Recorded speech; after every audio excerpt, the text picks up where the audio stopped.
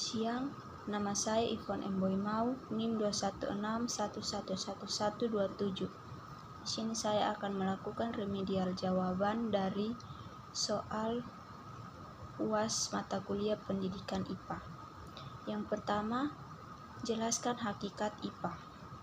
IPA adalah suatu kumpulan teori yang sistematis, penerapannya secara umum terbatas pada gejala-gejala alam, lahir dan berkembang melalui metode ilmiah seperti observasi dan eksperimen, serta menuntut sikap ilmiah seperti rasa ingin tahu, terbuka, jujur, dan sebagainya.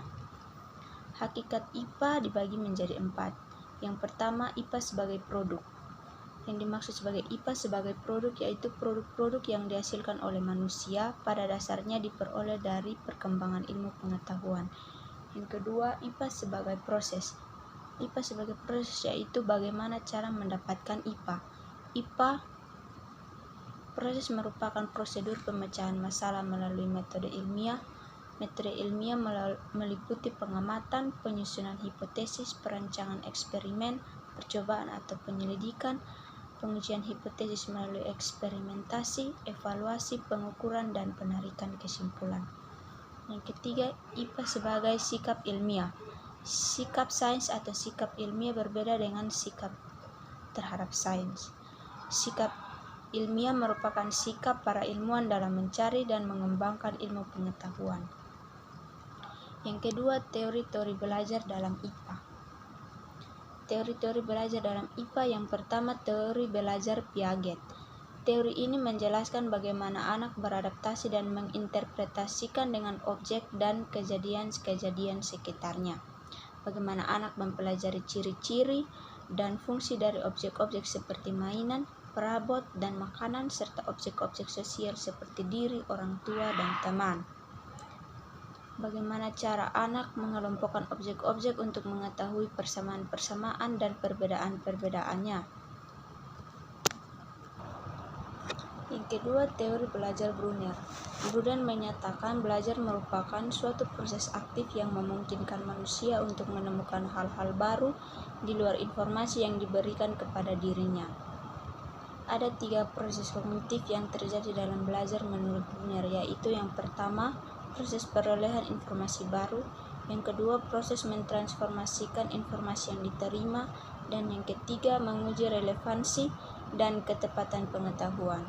Menurut Brunner, seiring dengan pertumbuhan kognitif, para pembelajar harus melalui 3 tahap intelektual, yaitu tahap enaktif, ikonik, dan simbolik. Yang ketiga, teori belajar Gagne. Teori belajar Gagne menurut Gagne mencakup 3 unsur, yaitu siswa yang belajar, situasi stimulus, dan respon sebagai akibat dari stimulus. Menurutnya, belajar bukan merupakan proses tunggal, melainkan proses yang luas yang dibentuk oleh pertumbuhan dan perkembangan tingkah laku. Jadi tingkah laku itu merupakan hasil dari efek kumulatif belajar. Artinya banyak keterampilan yang telah dipelajari memberikan sumbangan bagi belajar keterampilan yang lebih rumit. Teori yang keempat yaitu teori belajar Ausubel. Menurut Ausubel, pembelajaran bermakna merupakan suatu proses mengaitkan informasi baru pada konsep-konsep relevan yang terdapat dalam struktur kognitif seseorang. Struktur kognitif meliputi fakta-fakta, konsep-konsep, dan generalisasi yang telah dipelajari dan diingat siswa.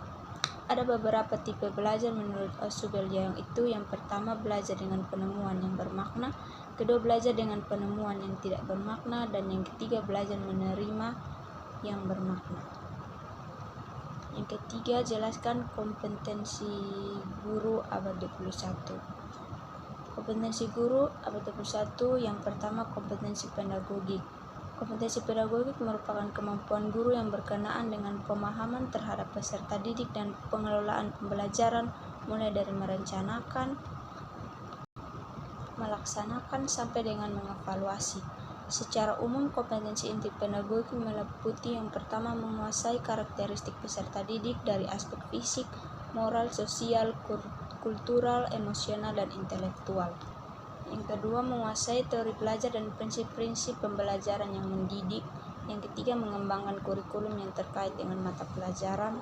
atau bidang pengembangan yang diampu.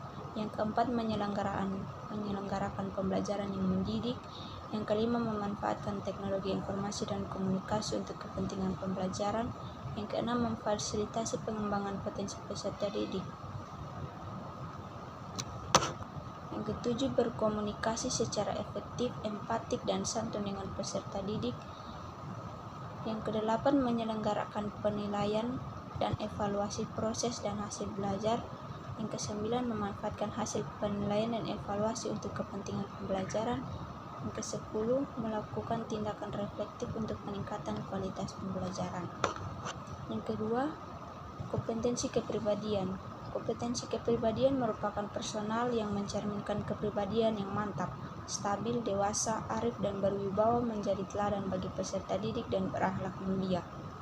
Yang ketiga, kompetensi sosial. Kompetensi sosial berkenaan dengan kemampuan peserta didik sebagai bagian dari masyarakat untuk berkomunikasi dan bergaul secara efektif dengan peserta didik, sesama pendidik, tenaga kependidikan, orang tua peserta didik, dan masyarakat sekitar. Yang keempat, kompetensi profesional. Kompetensi profesional merupakan kemampuan penguasaan materi pembelajaran secara luas dan mendalam yang mencakup penguasaan substansi isi materi pembelajaran dan substansi keilmuan yang menaungi materi dalam kurikulum serta menambah wawasan keilmuan. Soal yang nomor keempat, jelaskan pembelajaran pada abad 21.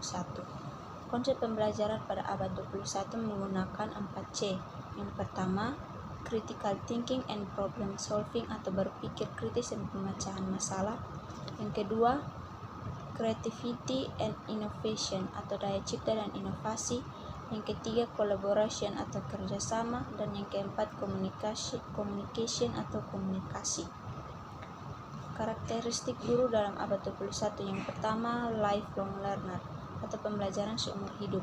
Di sini guru perlu mengupgrade pengetahuannya dengan banyak membaca serta berdiskusi dengan pengajar lain atau bertanya pada para ahli.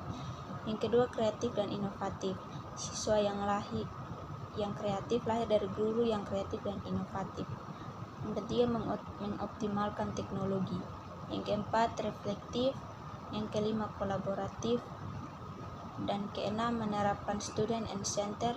Yang ketujuh, menerapkan pendekatan diferensiasi.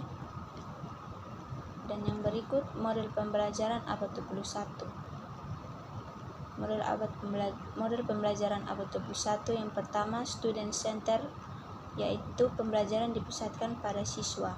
Pembelajaran akan mengikuti karakter siswa, baik itu minat maupun kemampuan belajar siswa. Di sini guru hanya berperan sebagai fasilitator. Yang kedua, discovery learning. Discovery learning adalah suatu metode pembelajaran yang mendorong siswa untuk bisa menemukan pengetahuan secara mandiri. Yang ketiga, flipped classroom. Di sini siswa akan diberikan suatu akses terhadap materi pembelajaran. Materi tersebut bisa diakses di rumah yang kemudian bisa dipelajari para siswa sebelum pertemuan di kelas. Yang keempat, project based learning. Metode ini menceburkan pada siswa suatu proyek. Melalui proyek tersebut siswa bisa leluasa melakukan eksplorasi hingga akhirnya bisa menemukan suatu hasil pembelajaran. Yang kelima, collaborative learning. Metode ini mempersiapkan siswa supaya terbiasa menjalankan budaya kerja kolaboratif. Yang keenam, blended learning. Metode ini mengkolaborasikan metode pembelajaran online dan tatap muka. Nomor 5, jelaskan penerapan dan implementasi kurikulum merdeka di sekolah dasar. Penerapan dalam kurikulum merdeka di sekolah dasar adalah kurikulum dengan pembelajaran intrakurikuler yang beragam. Dengan kurikulum ini maka pembelajaran akan lebih maksimal agar peserta didik memiliki cukup waktu untuk mendalami konsep dan memperkuat kompetensinya.